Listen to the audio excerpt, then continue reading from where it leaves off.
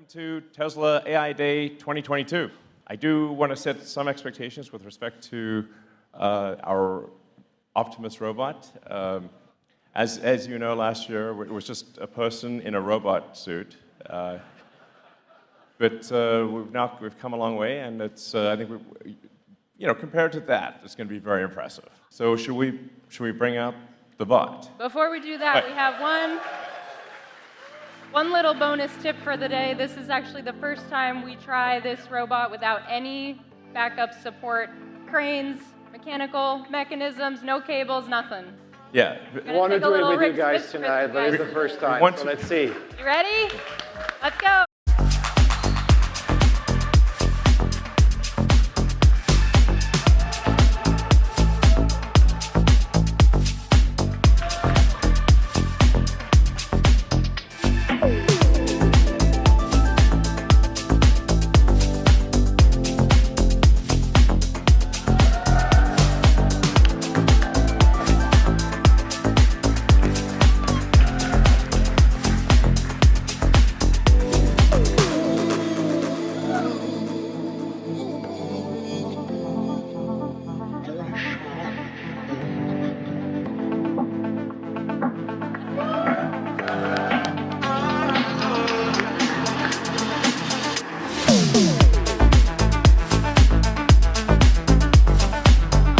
I think the bot got some moves too.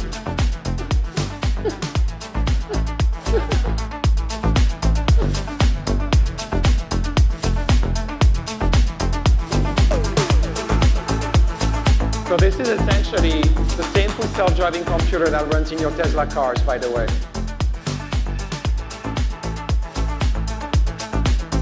This is literally the first time the robot has operated without a tether. Was on stage tonight.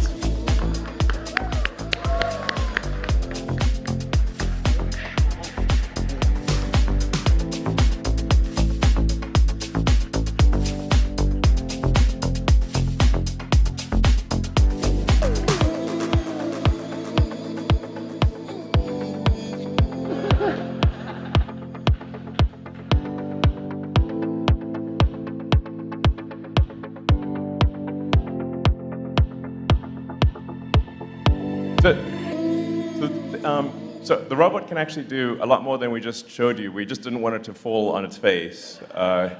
So we'll show you some videos now of the robot doing a bunch of other things, which are less risky. Yeah. We should close the screen, guys. Yeah.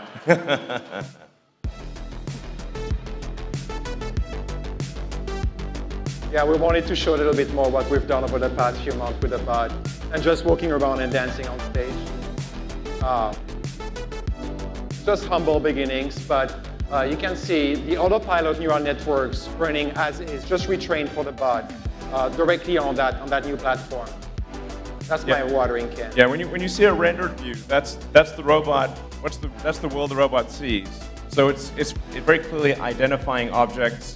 Like this is the object it should picking it up. Yeah. We use the same process as we did for autopilot to collect data and train neural networks that we then deploy on the robot. That's an example that illustrates the upper body a little bit more. Something that we'll try to nail down in a few months, over the next few months, I would say, to perfection. This is really an actual station in the Fremont factory as well that it's working at.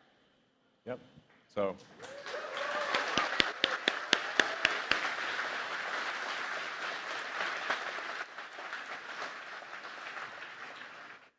And that's not the only thing we have to show today, right? Yeah, absolutely. So what you saw was what we call Bumble C. That's our sort of rough development robot using semi-off-the-shelf actuators. But we actually have gone a step further than that already. The team's done an incredible job. And we actually have an Optimus bot with fully Tesla-designed and built actuators, battery pack, control system, everything. It wasn't quite ready to walk, but I think it will walk in a few weeks. But we wanted to show you the robot, something that's actually fairly close to what will go into production, and show you all the things it can do. So let's bring it out. Do it.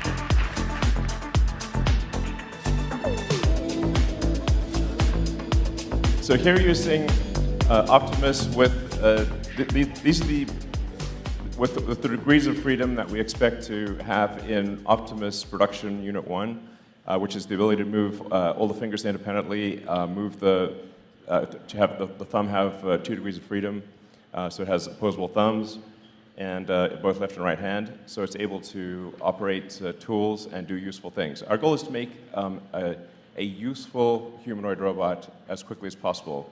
And we've also designed it using the same discipline that we use in designing the car, which is to design it for manufacturing such that it's possible to make the robot in high volume at low cost with high reliability. So that's incredibly important. I mean, you've all seen very impressive humanoid robot demonstrations, and that's great, but what are they missing? They're missing a brain. They don't have the intelligence to navigate the world by themselves. And they're also very expensive and made in low volume. Whereas Optimus is designed to be an extremely capable robot, but made in very high volume, probably ultimately millions of units. And it is expected to cost much less than a car. I'll just bring it directly to the right here. I would say probably less than $20,000 would be my guess. Okay. And so as you can see, we started quite slowly in April and started accelerating as we unlock more joints and deploy more advanced techniques like arms balancing over the past few months. We wanted to manipulate objects while looking as natural as possible and also get there quickly. So what we've done is we've broken this process down into 2 steps. First is generating a library of natural motion references, or we could call them demonstrations. And then we've adapted these motion references online to the current real-world situation. So let's say we have a human demonstration of picking up an object. We can get a motion capture of that demonstration, which is visualized right here as a bunch of keyframes representing the locations of the hands, the elbows, the torso. We can map that to the robot using inverse kinematics. And if we collect a lot of these, now we have a library that we can work with. But a single demonstration is not generalizable to the variation in the real world. For instance, this would only work for a box in a very particular location.